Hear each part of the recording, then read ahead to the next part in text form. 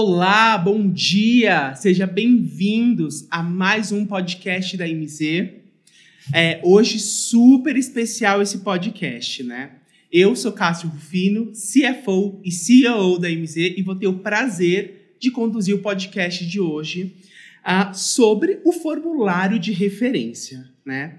Todos os anos, a MZ realiza esse estudo, coletando ali as informações de mercado, né, das companhias abertas. E esse ano eu tenho alguém aqui super especial comigo nessa missão de comentarmos o estudo. Eu tenho Flávia Mouta, diretora de emissões da B3, aqui comigo para conversar desse assunto. Flávia, muito obrigado por ter aceito o convite. Imagina, Cássio, para a gente é um prazer, a gente que tem que agradecer, não só por estar aqui hoje, mas também com a parceria, né, que a B3 e a MZ não construíram hoje, né? A gente vem construindo essa parceria ao longo do tempo e em prol aí de um objetivo comum que a gente tem, desenvolvimento do mercado no Brasil, né? Acho que é o que nos move juntos, a MZ e B3. É verdade. E esse ano acho que super especial, né? Esse novo formulário de referência cheio de novidades, de preenchimento na forma, inclusões de itens. Eu não sei nem por onde começar aqui o nosso podcast para a gente falar, né? Eu acho que, primeiramente, uma das principais novidades que vieram é a questão ASG, ESG, enfim, e a reafirmação da importância desse assunto ali para as empresas de capital aberto, né? No estudo, a gente traz ali a análise das empresas numa visão geral de todas. E o que é importante a gente destacar é o número das empresas que declararam ter práticas ESG. 71%, Flávia. Como que você vê isso, Flávia? Como você tem acompanhado isso lá pela B3? Não, legal. E aí eu vou dar um passo para trás, né? Você comentou no início que é um ano muito especial, e de fato é. Mas todo ano as companhias até o dia 31 de maio têm que preencher o formulário de referência. Ok, mas por que esse ano é diferente, né? Por que a gente está aqui falando sobre isso? Porque, de fato, muita coisa mudou no formulário de referência. Então, um primeiro destaque aqui que eu daria é que a CVM, muito antenada, né, com essa nova realidade, inclusive de informações ASG, né, ambientais, sociais e de governança, como trazer essa lógica para dentro do formulário, que é o documento mais importante da companhia aberta. E no final de 2021, então, ela muda esse formulário de referência, atualiza o formulário de referência com dois principais objetivos, né?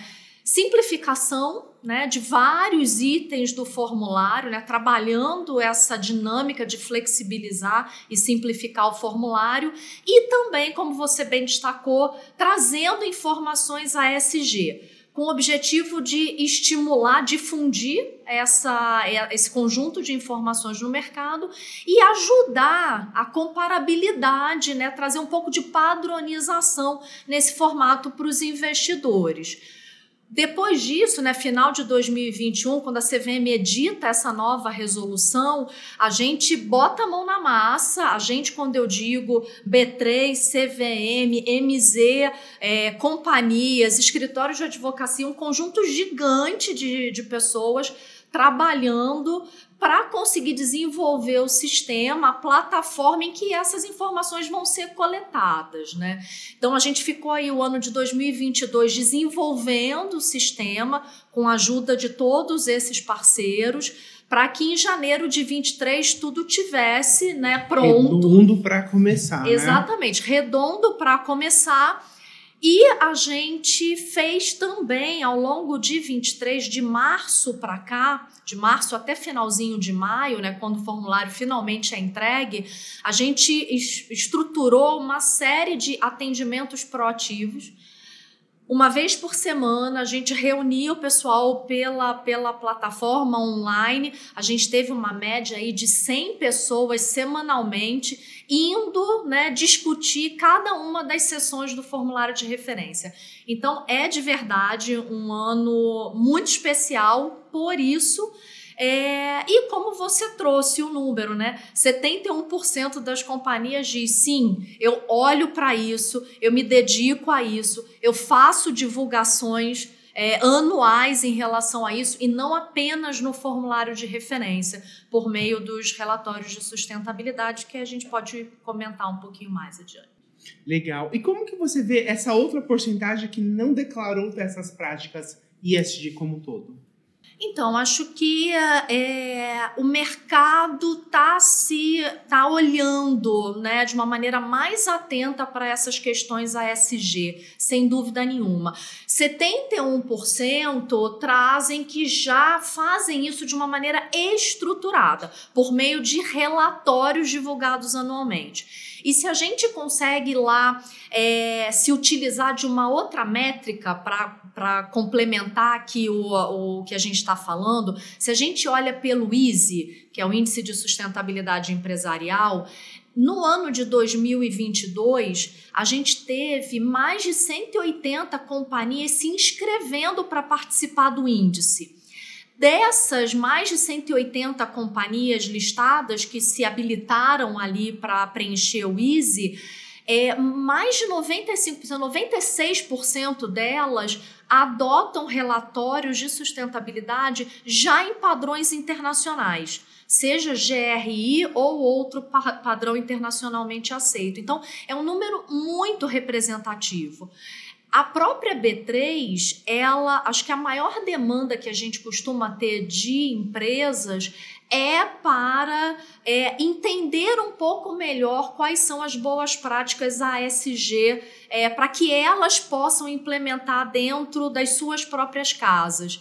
Então, acho que tem muito avanço, mesmo esse percentual de companhias que ainda não traz isso de uma forma estruturada, a gente nota no dia a dia muito interesse em entender e trazer para dentro de casa de uma maneira consistente e séria, né, para poder trazer dados, números para os seus próprios investidores. Então, a gente vê essa dinâmica de uma maneira muito positiva, viu? Eu acho que tem um ponto, acho que super importante nessa construção de assuntos ESG. Inclusive, as empresas preferem usar ESG ou ASG antes de eu fazer o comentário, porque são várias formas de falar, né, do mesmo assunto. A gosto do freguês, viu? Tem de tudo. Então aqui a gente vai ficar falando da ESG, a gente vamos construir esse pensamento. Mas, voltando no comentário anterior, eu acho que, no final, todas as empresas, com práticas formalizadas ou não, têm esse objetivo. Porque, no final, o objetivo de uma empresa é maximizar o retorno para os acionistas, né? Maximizar como? Gerando valor. E gera valor como? Sendo perpétua, né? E medidas ESG nada mais é do que isso, né?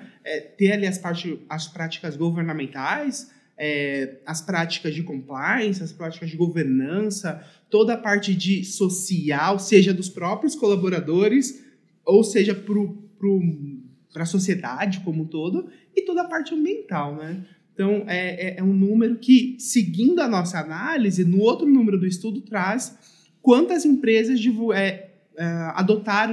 seguem as ODS, né, com 85%. E é um número já superior a quem tem as práticas formalizadas de ESG. Como que você vê isso?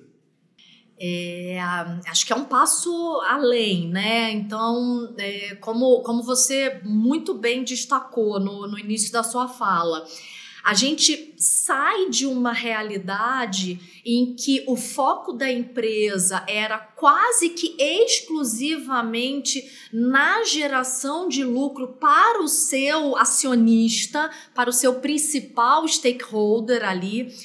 A gente continua com essa visão, mas a gente precisa ir além, né? As empresas precisam ir além. Além de, obviamente, né, continuar gerando lucro para o seu acionista, ela também precisa ter esse olhar no entorno.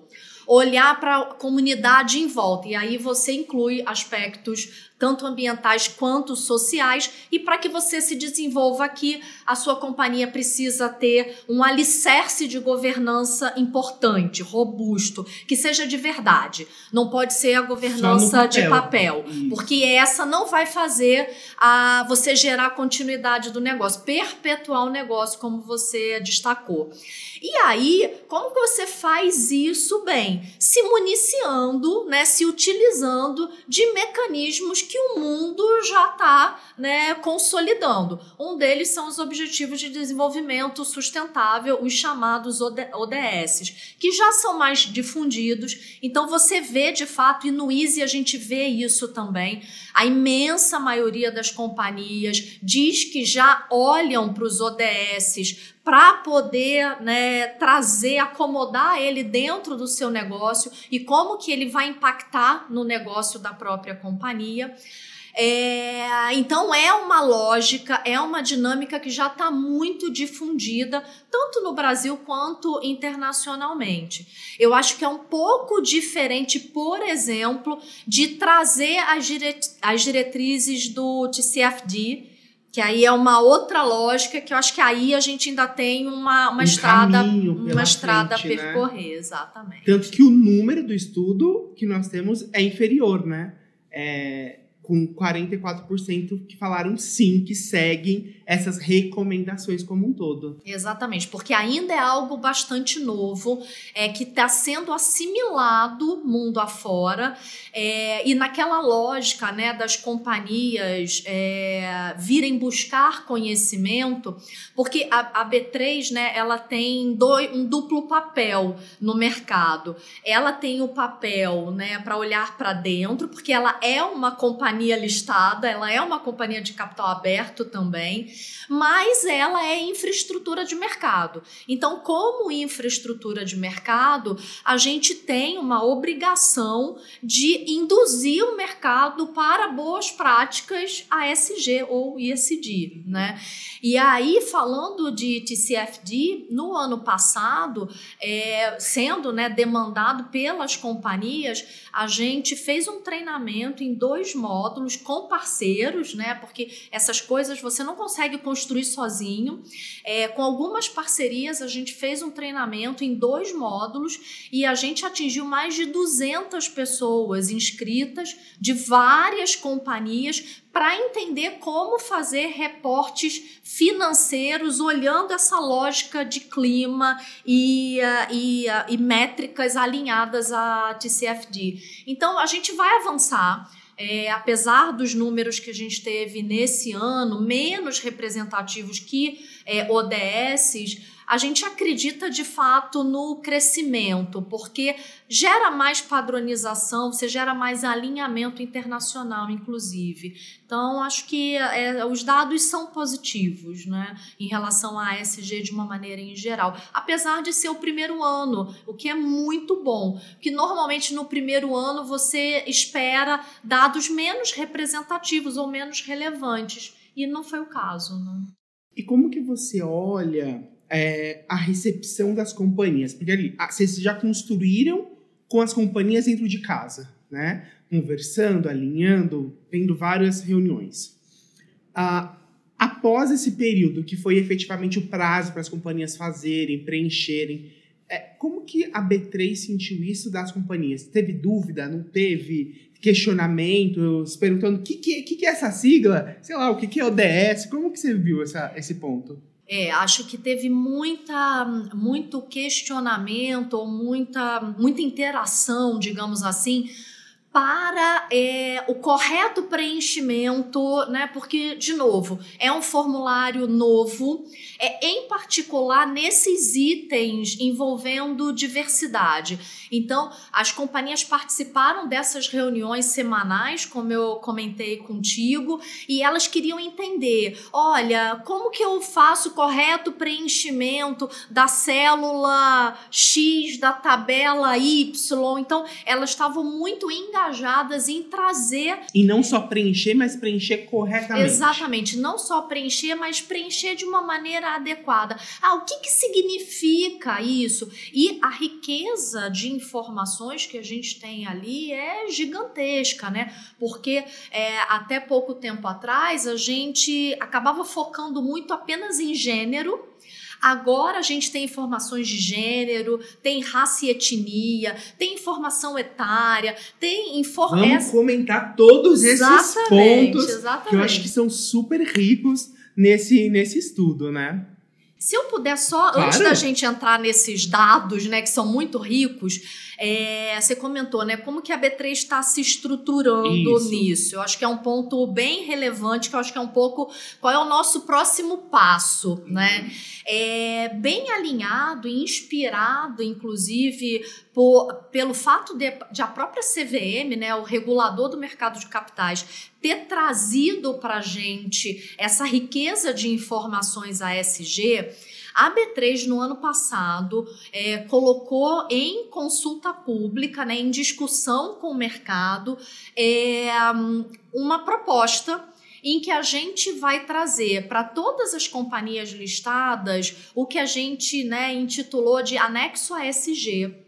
E depois de aprovado pela CVM, obviamente é nessa etapa que a gente está de aprovação pela CVM, em dando tudo certo, a gente recebendo a aprovação da CVM, as companhias vão ter 2 ou 3 anos, as companhias que são listadas hoje na B3, elas vão ter aí um prazo de adaptação de 2 a 3 anos para trazer para a sua alta liderança uma mulher e um membro de comunidade subrepresentada. Então, todas as companhias listadas, num modelo pratique ou explique, elas vão ter essa demanda de trazer uma mulher e um membro de comunidade subrepresentada para alta liderança. E aí, né, incluindo conselho de administração e diretoria executiva. Quem praticar, ótimo, vai estar dito ali no formulário de referência, porque que se conecta com essa nossa conversa aqui, porque a informação vai estar no formulário de referência. Quem não praticar, quem não trouxer uma mulher e um membro de comunidade subrepresentada, vai ter que explicar para os seus investidores por que ainda não conseguiu dar esse passo. Então, acho que vai ser um complemento interessante a essas informações que a gente vai comentar agora. Legal. E acho que esse ponto que você comentou já dá um gancho para a gente iniciar aqui algumas das discussões que traz o formulário de referência, né? Principalmente quando a gente começa a analisar ali a parte da diretoria executiva, onde 13,7% são mulheres, do gênero feminino, como bem dito no formulário. E em termos de conselho de administração, nós temos 15,1% de gênero feminino no conselho de administração. Como que você vê esses números, Flávia? A gente fez um estudo, a gente começou a fazer um estudo na B3 em 2021 desses dados, né, de gênero, que era o que a gente tinha à época de informações, de dados para serem coletados.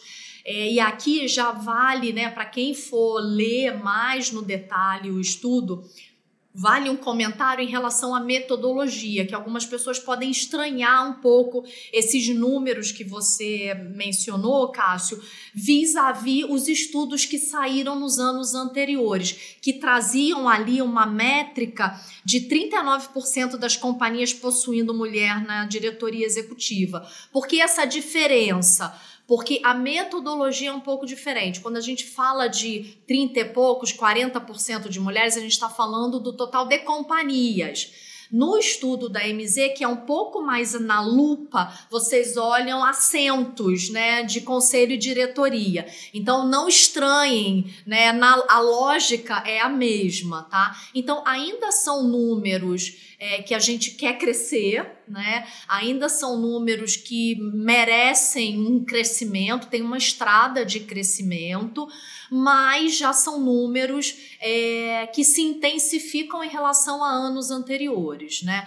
Se a gente olha 2022 para 2021, se a gente pega um extrato ali só de companhias de novo mercado, por exemplo, você teve um crescimento em conselho de administração de 16% de mulheres no total das companhias listadas no novo mercado, que é o principal segmento que a gente tem na Bolsa hoje, que é um número de um ano para o outro, é um número muito significativo de crescimento. Mas, de novo, ainda temos uma estrada aí longa a percorrer. E em 2023 a gente vai atualizar esse estudo também, tá no forno, já a gente vem e aí a gente segrega ali por segmentos. Vamos ver, tomara que a gente tenha crescido ainda mais em 23 agora. E olhando por segmento, você, enfim, o que você achou? Tem muita diferença entre um segmento e outro na questão de gêneros dentro, seja da diretoria, seja do conselho? Diretoria, a gente ainda está com um percentual bem pouco representativo, né? No conselho de administração, vale destacar aqui que houve nos últimos anos uma série de iniciativas voluntárias no mercado que impulsionaram bastante essa preocupação de equidade de gênero em conselhos de administração. Tá? A B3 deu esse passo no ano passado, trazendo esse olhar também para a diretoria executiva. Até porque para você conseguir formar conselheiras e conselheiros capazes, né, de contribuir de maneira significativa para o conselho de administração, para o órgão máximo da administração da companhia, você tem que formar na diretoria executiva. Se você tem diretorias executivas compostas só de homens, como que você vai fazer as mulheres chegarem aos conselhos se elas não passaram, né, pela instância de C-level, né, de diretoria executiva?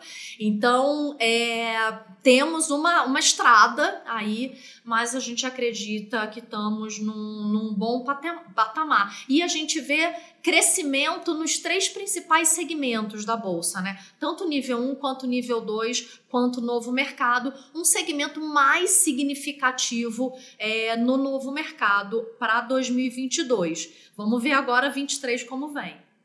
E quando você diz segmentos, a gente comparou muito o novo mercado, nível 1 e nível 2. Como que você vê a comparação se a gente pegar uma small caps do índice, sei lá, o Ibovespa, por exemplo? Você vê que tem muita diferença? O que você acha dessa... A gente não tem propriamente um levantamento até já dá até uma ideia aqui, Cássio. Outro estudo, pessoal. Outro estudo, exatamente.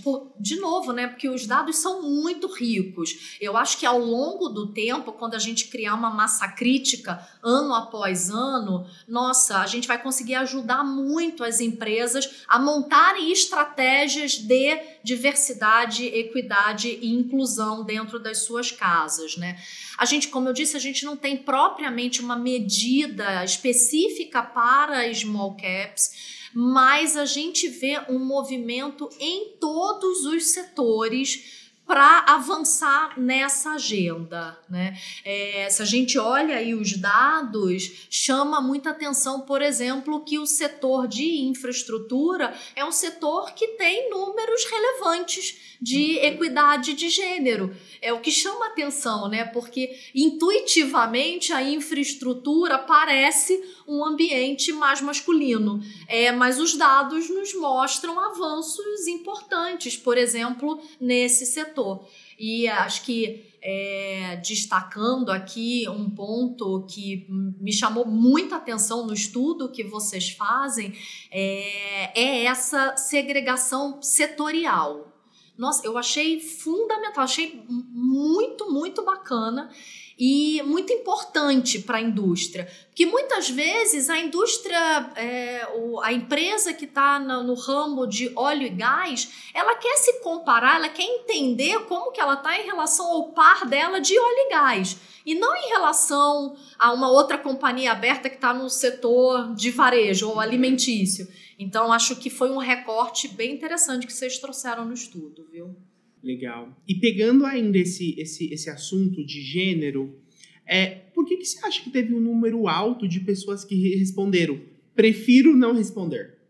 Então, isso a gente estava comentando ontem, inclusive, a gente falou, nossa, que percentual alto, né? Se você compara com alguns outros percentuais, ele é muito significativo. Tentando aqui, né, usar a minha bola de cristal, eu ainda acho que é um pouco reflexo do primeiro ano. Né?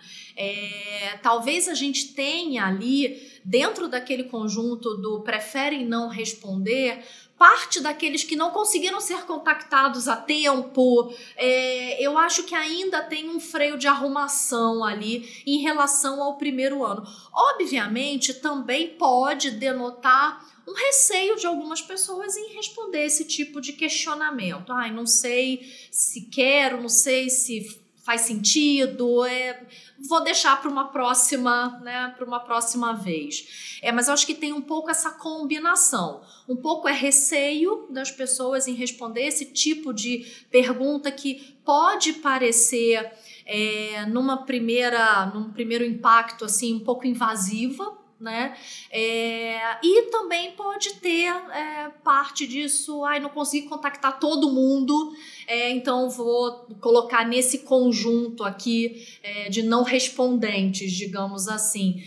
Acho que você tem um pouco dessa combinação. Eu acredito que para os próximos anos a gente vai ver queda nesses números, porque vai ficando mais familiar, vai ficando mais usual e as pessoas vão ficando mais à vontade para responder.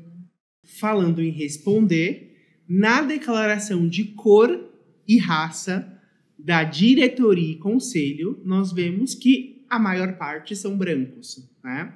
Diretoria com 82,5% e conselho de administração 83%. Como que você analisa esses números, Flávia? Eu acho que não chega a surpreender, né, Cássio? E acho que é o passo que a gente está dando muito forte agora, né? Acho que, como a gente comentou já aqui, né, a discussão sobre gênero, ela vem de mais tempo. Então ela tem um movimento já mais intenso no mercado hoje. Eu acho que de uns anos para cá, né, de um passado mais recente, a gente está com um olhar bastante importante para essa questão de raça e etnia.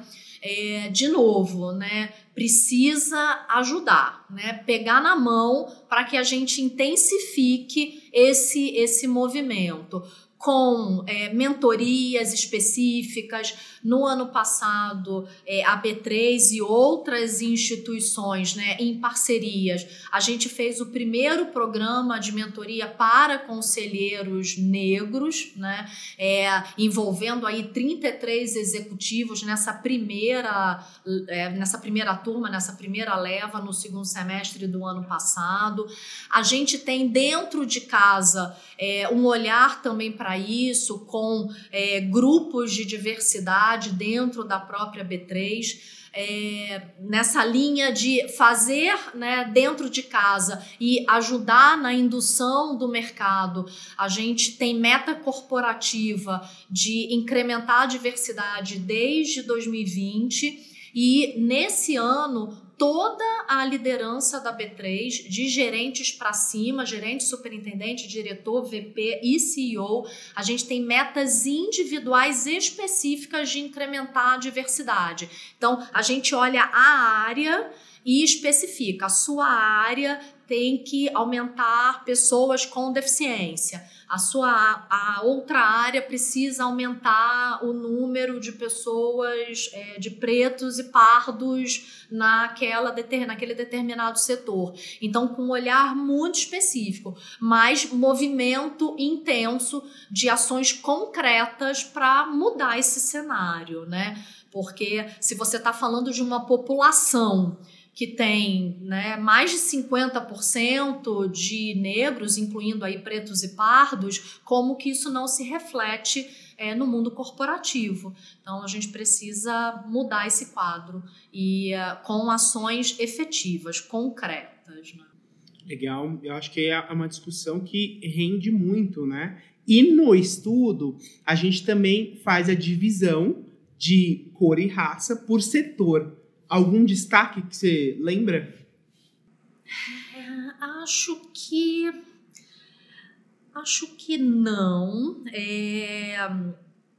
Porque, de uma maneira em geral, quando você olha ali, são todos o que a gente chama é o que a gente chama estatisticamente de traços, né? Quando você olha a população, né, o número total de assentos em conselho e assentos em diretoria executiva, o recorte de outras raças que não brancos são traços, né, ainda. Então, acho que vamos ver num próximo podcast se a gente consegue dar destaque, né? Se algum setor ali abraça a causa de uma maneira mais intensa e a gente sai daquela zona ali tracejada no estudo. Vamos ver. Aí faz aqui uma aposta, vamos ver quem chega primeiro. E falando muito do estudo e dessas informações ESG como um todo, antes da gente entrar na questão de colaboradores, como que você vê as empresas fazendo as divulgações ESG? Você acha que elas usam só a forma mais pro forma, que é pelo relatório anual, ou um relatório de sustentabilidade? Como que no dia a dia as empresas poderiam divulgar mais o que estão fazendo nessas medidas? Esse é um ponto bem interessante, Cássio, porque é bastante discussão em torno disso, né? Como coletar esses dados de uma maneira consistente, que nos gere resultados, nos gere pesquisas que sejam bem próximas, de fato, da realidade, da verdade daqueles dados. Como que você combina isso de uma maneira que seja leve também para as pessoas que estão trazendo esses dados, que não pareça invasivo, que não gere nenhum tipo de constrangimento para essas pessoas? Como que você combina tudo isso, bota num caldeirão ainda questões associadas à Lei Geral de Proteção de Dados? Então, como que você faz essa combinação funcionar, essa engrenagem funcionar dentro das empresas? Então, a gente vê um cuidado, né, muito sério, muito minucioso das empresas em saber efetivamente coletar esses dados com pesquisas sérias que possam gerar resultados de fato que vão ajudar na estratégia das companhias, estratégias para incrementar diversidade, equidade e inclusão dentro das empresas. Então, não acho que seja pro forma. É claro que tem uma curva de aprendizado, né? Esse foi o primeiro ano que as companhias tiveram que preencher tabelas, né, essas informações no formulário de referência. Então, tem um pouco ali, né, de tudo. A primeira vez é sempre um pouco mais delicado, mas com o tempo isso vai ganhando tração e a gente vê de verdade empenho das empresas em trazer as informações corretas, até porque elas sabem que esses dados são dados hoje extremamente relevantes para o público investidor.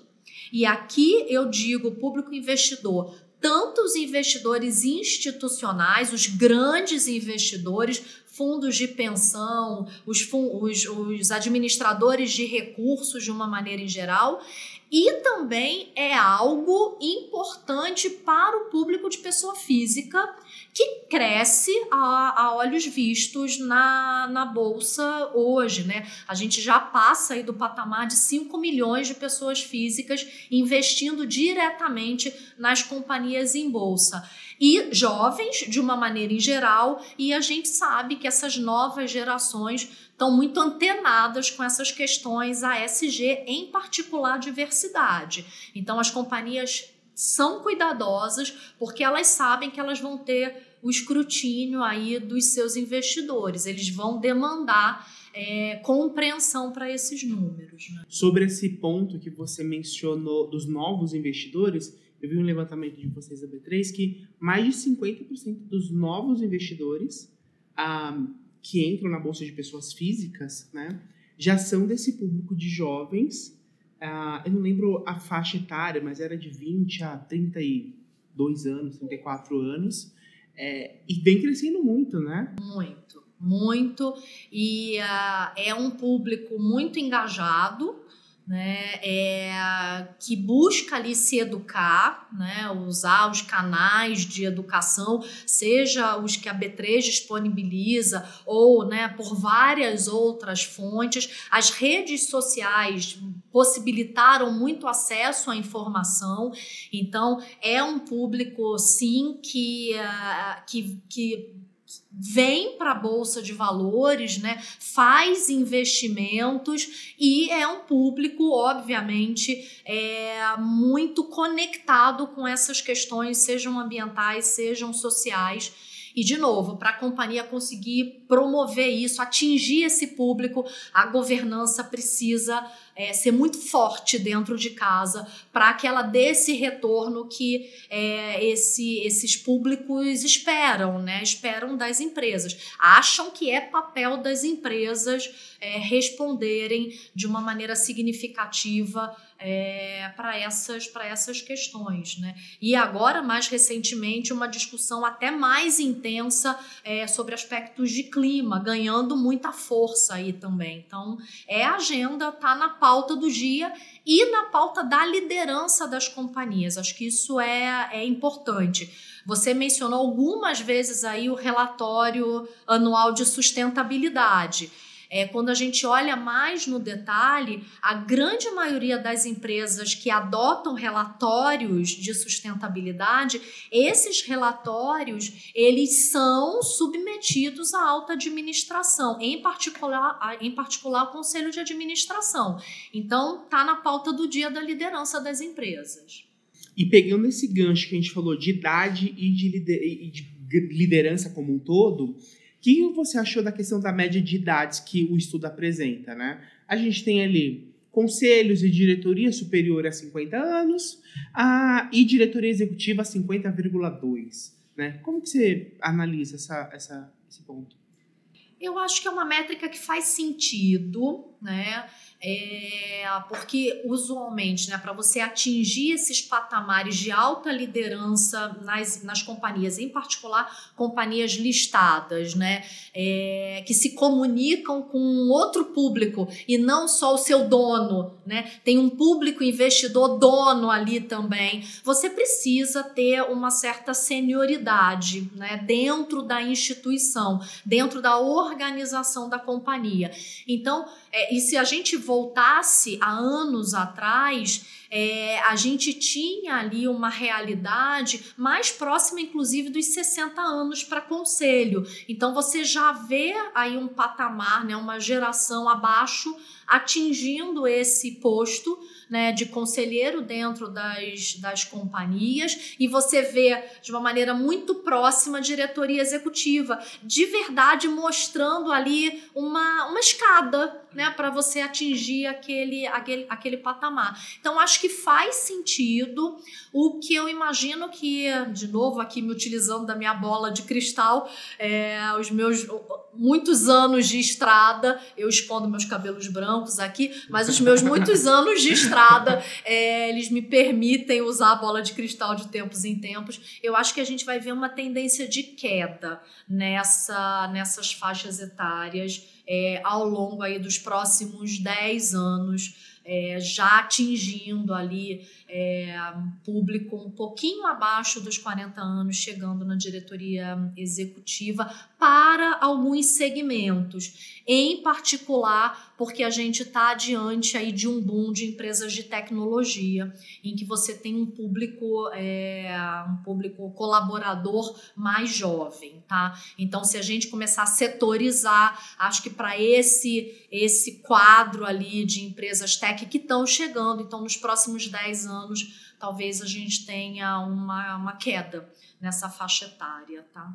Legal. Já vou retomar o gancho de faixa etária. O estudo traz também toda a parte ali de profissões, de idade por setor, ser eleito por controlador, e eu acho que aqui os números não divergem muito do que foi apresentado nos últimos estudos, né? Seja pela profissão, às vezes mais comum ser, sei lá, engenheiro, administrador, bancário, economista, é um pouco do traço que vem sendo apresentado. Seja na parte de diretoria ou conselho, né? É bem comum esses elementos. Mas o que eu queria comentar contigo ainda é a questão dos colaboradores, né? O estudo traz ali toda uma análise de número de colaboradores, liderança, etnia, raça, gênero dos colaboradores. A gente faz análise para o setor. Alguma coisa que você quer destacar dessa parte, Flávio? Porque senão a gente vai ficar aqui eternamente falando, né? Porque o formulário trouxe essa possibilidade, né? De analisarmos essas informações com riqueza de detalhes. Eu acho que um primeiro destaque aqui é parabenizar o fôlego que as companhias tiveram para coletar esses dados, porque não é simples. Para quem está de fora, pode parecer, são informações que as companhias já têm.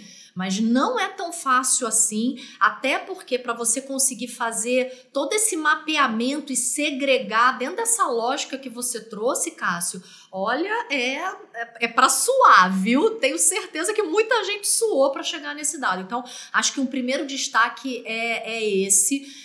Parabenizar o empenho das empresas em conseguirem fazer, né, montar esse quebra-cabeça de 5.000 peças ali e entregar a informação para o público investidor de uma maneira muito razoável, muito didática, né? E aí, graças ao trabalho também que CVM fez ao tabular, trazer, né, de uma maneira mais estruturada essa informação. Com relação a dados, acho que segue a mesma lógica para que você faça crescer essa equidade nesses aspectos, tanto de gênero quanto de raça e etnia, e depois eu vou falar um pouquinho de idade também, questões geracionais. Eu acho que, focando aqui primeiro em gênero e raça e etnia, é importante que você tenha ações concretas de novo, né? Eu sei que a gente está martelando bastante nesse aspecto, mas eu acho que é isso que vai, né, vai fazer a gente chegar num outro patamar de equidade em relação a isso. E o estudo já traz um pouco, falando especificamente de gênero, dos números de colaboradores, a gente tem aqui que 40% são femininos, né? E na questão de liderança, em posições de liderança, a gente tem 31%. Então, são números super positivos, né? Que já refletem os esforços dos últimos anos, né? Mas ainda temos mais a fazer. E por quê? Né? Mas por quê? Se a gente não conseguiu ainda, e eu recebi esse questionamento há tempos atrás, quando a gente estava discutindo o anexo ASG. Mas por que vocês já estão falando, né, de diretoria quando a gente ainda não conseguiu chegar em pé de igualdade no conselho? Porque a gente precisa olhar para a escada, né, como um todo, né? E eu acho que olhar para colaboradores também é preparar os futuros diretores executivos e diretoras executivas, futuros conselheiros e conselheiras. A gente precisa começar agora esse trabalho de equidade e inclusão para a gente conseguir colher os frutos, bons frutos daqui a alguns anos. Porque senão a gente cria uma camada hoje e se a gente esquece de quem está embaixo, né, na cadeia, a gente deixa de criar as novas gerações de líderes de uma maneira mais igualitária, e aí a gente dá passos para trás. Então a gente tem que manter esse olhar firme, em criando geração após geração esses líderes do futuro, né, que a gente preza tanto. Voltando só para a questão de idade, eu acho que é um outro olhar que a gente precisa começar a intensificar também, que é a composição de gerações dentro das empresas, dentro das corporações, né? Como fazer com que jovens trabalhem de maneira harmônica com um público mais maduro, né? Um público que já está há mais tempo, tem mais experiência dentro das casas. Lá na B3 a gente tem um núcleo, né, que cuida de aspectos geracionais, né, dentro de casa, porque a gente entende, né, cada vez a gente vive mais. Então, a gente precisa, né, dar espaço para os jovens de 20 anos entrarem nas empresas, mas que eles trabalhem de uma maneira combinada, né, com as gerações que estão lá há mais tempo. E não é fácil, né, porque a gente vive conflitos geracionais dentro das nossas casas. Então, dentro das corporações, também não será um mar de rosas. Então, a gente precisa trabalhar para que isso funcione de maneira adequada.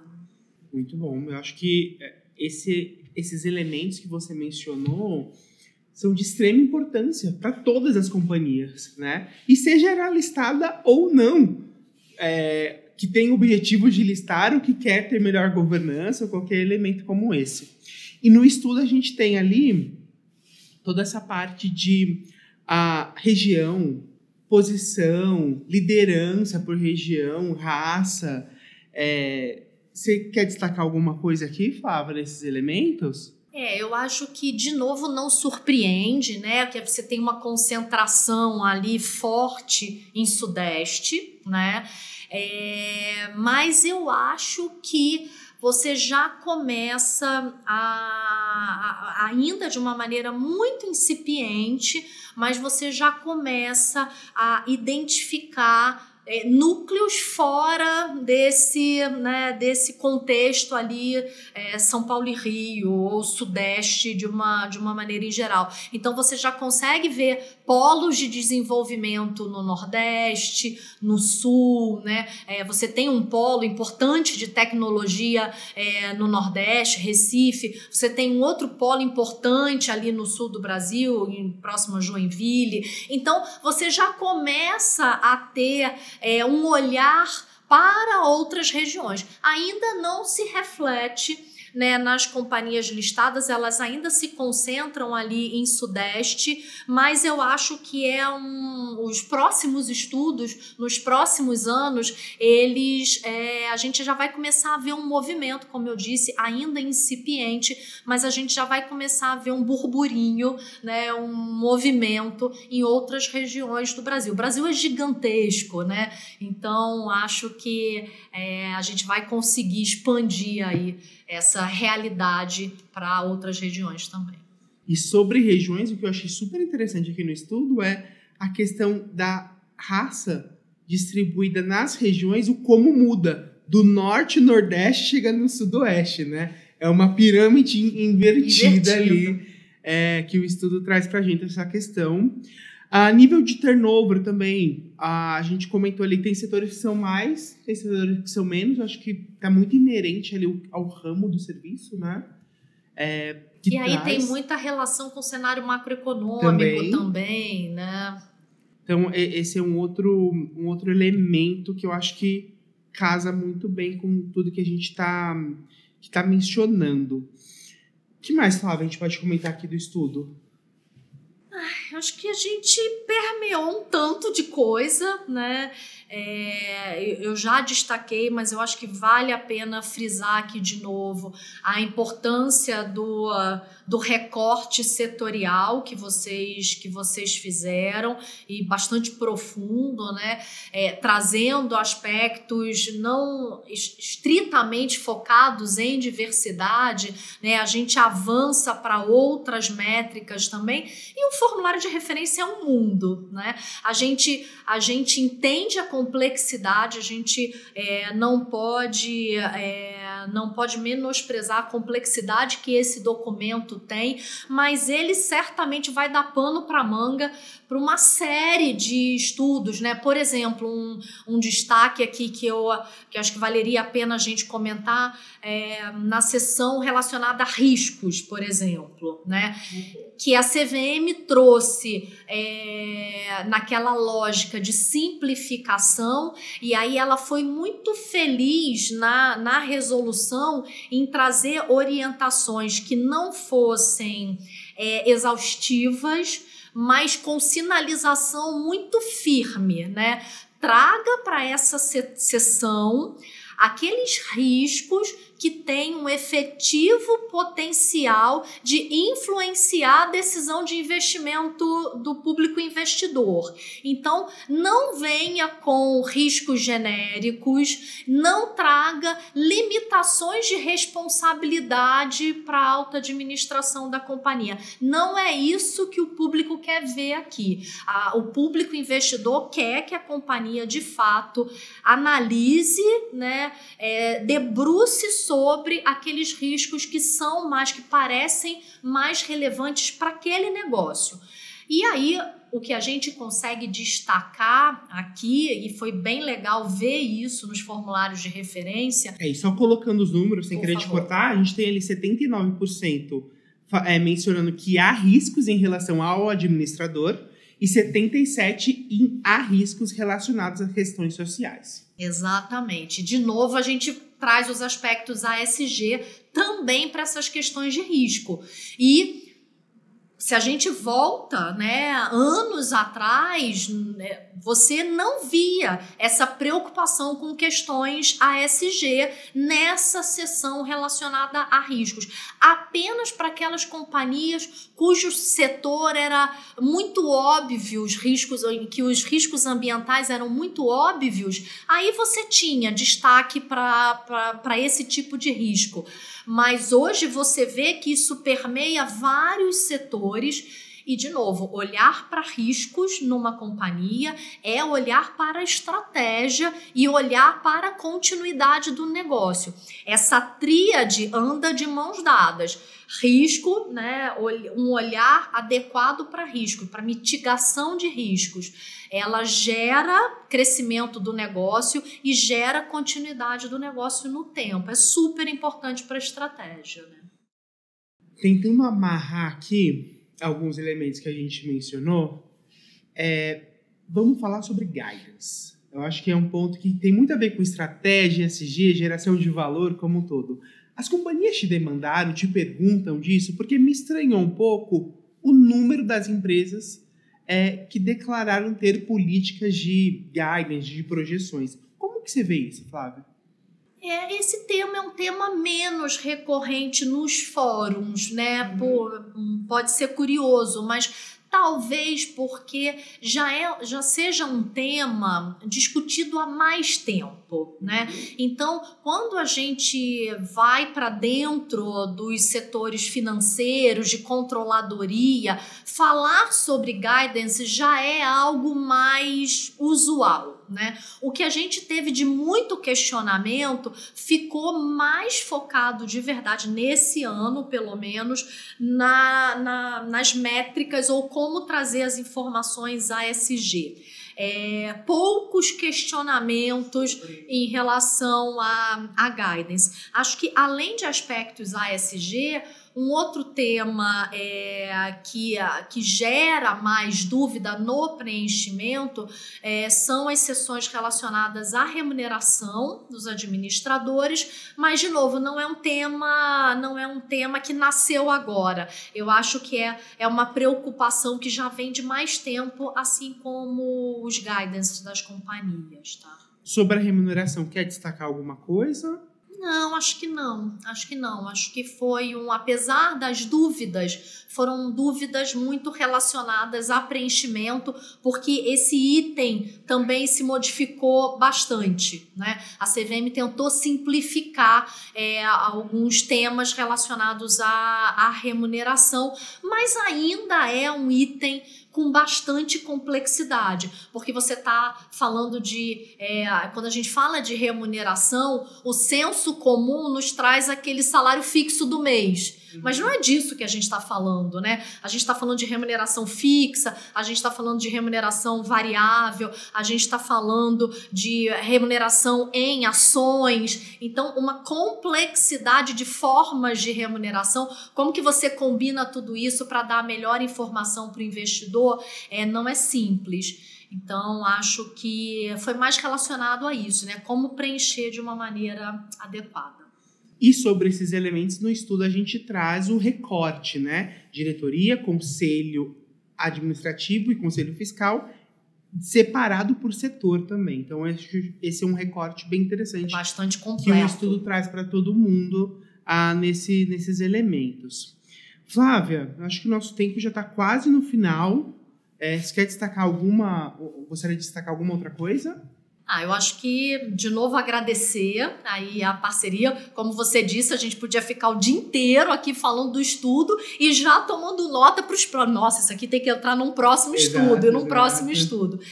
Agradecer a parceria da MZ e acho que aproveitar aqui esse espaço para pedir, né, que tanto a própria MZ quanto as companhias, né, que muitas delas aí clientes da MZ, continuem colaborando com o aperfeiçoamento desse documento, que é um documento tão rico, tão importante para as companhias. Agora, como ele está, né, o formulário de referência está numa plataforma web, não está mais ali no client, dentro do computador da empresa ou da MZ, a gente consegue trazer versionamento de uma maneira muito mais célere. Então, tragam as dúvidas, tragam as sugestões de aprimoramento. A gente vai botar lá numa linha de produção para poder melhorar sempre que possível a usabilidade desse sistema, dessa plataforma, e a gente não vai conseguir fazer isso sem a ajuda de todo mundo. Então, acho que é um jogo de ganha-ganha, né? Ganha a B3, ganha a CVM e ganha o mercado com um produto mais simples de ser utilizado, né? E tão útil para o mercado de uma maneira em geral. Pessoal, e todo mundo que quiser acessar o estudo, está disponível para todos, o estudo na íntegra, em PDF, de todos esses elementos que eu e Flávia conversamos aqui hoje, está disponível no portal da MZ. É só entrar lá, fazer o download do PDF. Quem tiver dúvidas, sugestões, críticas, mandem para a gente, vai ficar aqui embaixo o e-mail para vocês mandarem essa dúvida. Eu compartilho com a Flávia, ela vai respondendo uma parte, eu respondo outra. Eu acho que é uma discussão super ampla e eu só tenho a agradecer hoje por você estar aqui conversando comigo, a gente debatendo alguns dos assuntos do estudo que é tão importante aí para a nossa sociedade como um todo. Então, muito obrigado pela sua participação aqui hoje, Flávia. Imagina, obrigada a vocês. E esse foi o nosso bate-papo de hoje, comentando o formulário de referência, e agradeço e até o próximo episódio.